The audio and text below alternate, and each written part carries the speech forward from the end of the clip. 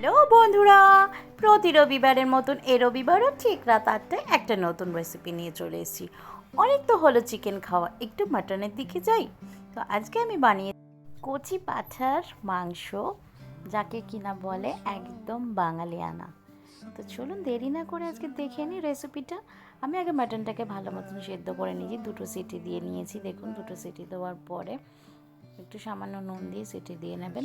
তারপর আমি মাটনটাকে আগে ম্যারিনেট করে নিচ্ছি ভালো মতন। দিয়ে দিলাম টমেটো বাটা বা টমেটো সস, পেঁয়াজ রসুন বাটা, আদা বাটা, রসুন বাটা, আর দিয়ে দিলাম এখানে হলুদ গুঁড়ো।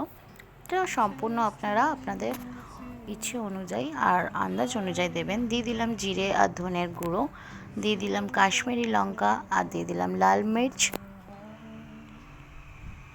তারপরে দিয়ে দিলাম সর্ষের তেল। মাটনের সর্ষের তেল একটা আলাদাই ফ্লেভার নিয়ে আসে। তো দিয়ে আমরা ভালো মতন এটাকে ম্যারিনেট করে নিচ্ছি। ম্যারিনেট করে আধা ঘন্টার মতন রেখে দেবো। রেখে দেওয়ার পর এদিকে আমরা কড়াইতে তেল গরম হয়ে গেছে। তেলের মধ্যে আমি একটু হলুদ দিয়ে দিয়েছিলাম, দিয়ে ভালো মতন গরম করার পরে গোটা গরম মশলা, তেজপাতা, জিরে, দারচিনি দিয়ে দিলাম।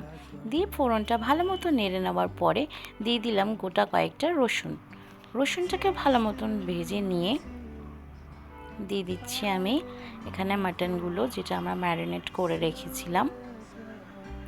দিয়ে ভালো মতন এটাকে আমরা কষিয়ে নেব। তো দেখতেই পাচ্ছেন আমাদের কষানো হয়ে গেছে। কষাবেন যখন গ্যাসের ফ্লেমটা আপ ডাউন করবেন, কোনো সময় জোরে কোনো সময় কমে। তো দেখুন, আর আমরা যখন মাটনটাকে করেছিলাম তখন আমরা সেই জলটা কিন্তু ফেলিনি, যেটা আমরা সেদ্ধ করেছিলাম কুকারে, সেই জলটাই আমরা আজকেই মাটনের মধ্যে ব্যবহার করব।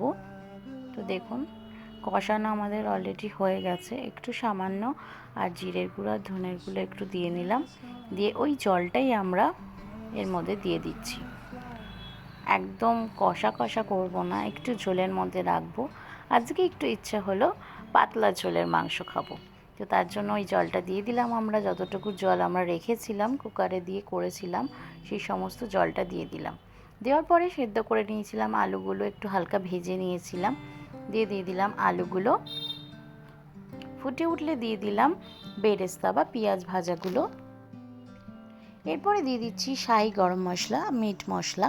এটা গরম মশলাটা অবশ্যই দেবেন, আর মিট